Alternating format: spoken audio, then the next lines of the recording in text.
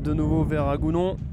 Le centre d'Agounon vers le deuxième poteau. La remise des Bressans. La tête de Kous. Il y aura une main, ouais.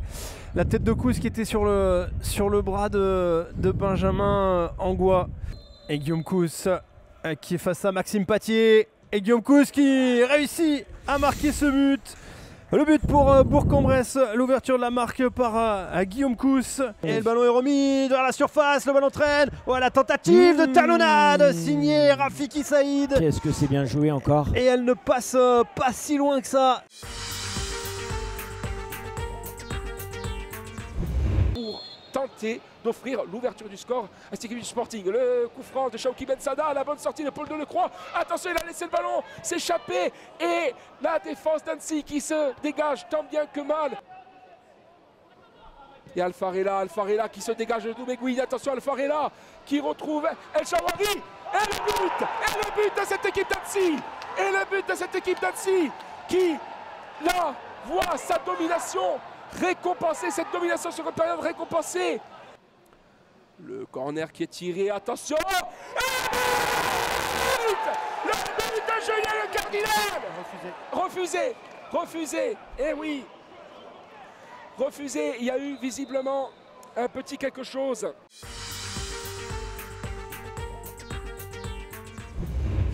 Très belle saison, je pense à Mehdi Boudjema et puis d'autres qui sont sous contrat. Attention là, Santi Nzouzi, qui avait joué un bien vilain tour à Florian Escalès. Servinta qui va saisir de ce ballon, remisé à l'intérieur vers Dembélé, qui va lancer Edson Seydou face au but. L'ouverture du score pour Edson Seydou, le bison qui a fait parler la poudre, son deuxième but cette saison. Marmot qui va faire l'effort pour aller fermer le côté. Tom Duponchel qui va rentrer dans cette surface de réparation décalée. Le bon travail avec Mohamed Ouada et le penalty signalé par Monsieur Rosier. Allez, c'est parti. Thomas Robinet qui frappe ce ballon. Et le voilà le deuxième but. L'inévitable buteur Tango qui inscrit sa 12e réalisation. Bien parti pour aller prendre les 3 points cet après-midi. Attention, ça va venir vite là avec Wilson Isidore qui saisit de ce ballon. Il va aller frapper et la réduction du score immédiate. Wilson Isidore, sa 14e réalisation dans ce championnat national.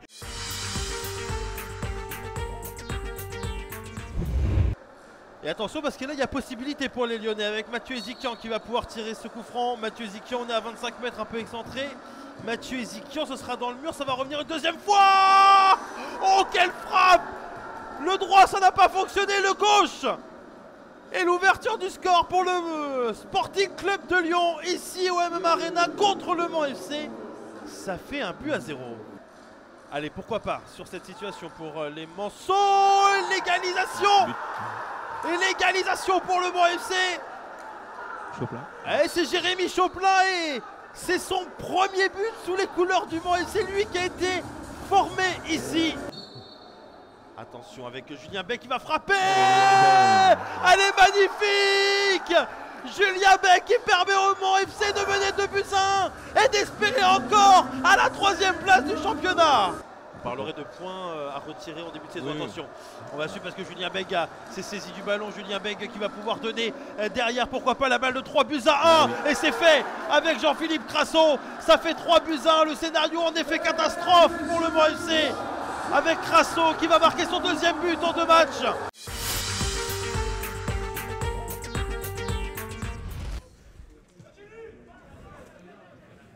Alors attention, ça fait déjà plusieurs fois Nassim. Penalty. Oui, tout à fait logique.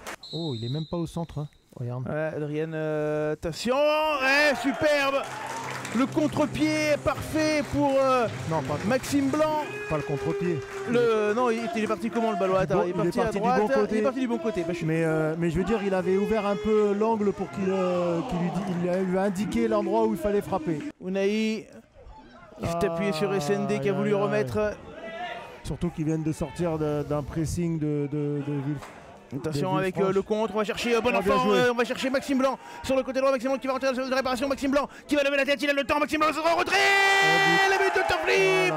Et oui, Maxime Blanc, magnifique, bien joué. qui venait d'ouvrir la marque. Pour ce mini corner, Nassim. Ah bah, toute la défense, toute l'équipe de Villefranche. Il y a tout le monde quasiment. Bah, tout le monde, pas quasiment.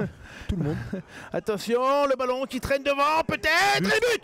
Oh là là là là, c'est Afdine Ounahi qui récupère quasiment allez, derrière le point de pénalty là, Nassim. Nicolas Saint-Ruf coup de pied arrêté. qui va mettre son gabarit dans la surface. C'est bien tapé, ouais. Ça va revenir vers Steve Solvay et on va pouvoir finalement se dégager, à moins que Oumar Camara son contrôle. Ouais, la frappe. Oh, bel arrêt. La première grosse arrêt de Vincent Papalardo, ça va revenir. Et les Sétois qui vont pouvoir finalement se dégager en catastrophe. Alors, on n'était pas près du tout côté orléanais, Bouderbal. Le centre de Bouderbal. Oh là là, est-ce qu'il y a main? Penalty pour le FC7 sur cette main orléanaise et on ne bronche pas côté orléanais, on conteste pas. Il y avait bien main. Sifflé, Oumar Camara face à Franck Lostis. Camara, contre-pied parfait. Et c'est l'ouverture du score pour les Sétois. Le FC7 qui mène 1-0 et qui prend une très grosse option sur la victoire et sur le maintien en national. Attention, Fred Demba là, Demby qui a récupéré le ballon pour Maggiotti. Maggiotti, c'est bien joué. Ouais, que ce ballon qui revient sur Maggiotti, qui ouvre le score. Ouverture du score à Boulogne, elle est l'œuvre de Julien Maggiotti. Voilà, encore une fois, des largesses défensives, un manque de réalisme. Et le pressing de Rémi Duterte, on voit ça c'est efficace sur le couloir, mais le ballon qui arrive quand même sur la droite. Pour Doumbia pour Jarjou dans la surface de réparation. Oh, l'enchaînement est parfait. L'enchaînement est parfait, ça fait 2-0 avec ce but claqué par Yankouba Jarjou. Il trouve pas de solution tout de suite, hein. Il a été serré, il y avait deux joueurs blancs face à lui. Oh, attention, Guillaume Béguin, voilà.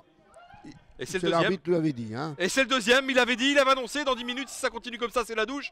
Eh ben la douche, il va l'avoir plutôt que prévu avec ce deuxième carton jaune. Il sert James Eto'o.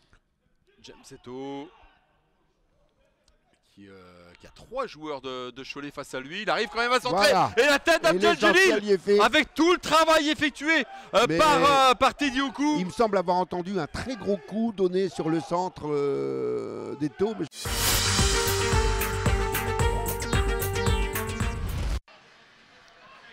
Attention, Thibaut Cinquin, c'est son partenaire. Et le but, l'ouverture du score de Thibaut Cinquin. Elle est fabuleuse celle-ci, on parlait de son compère et finalement c'est l'autre au milieu de terrain défensif de Concarneau. Attention, Yohan Bilingui pour Fadel Koumisti qui s'emmène bien le ballon. Fadel Koumisti, le but, elle est dedans, le 2-0, Fadel Koumisti.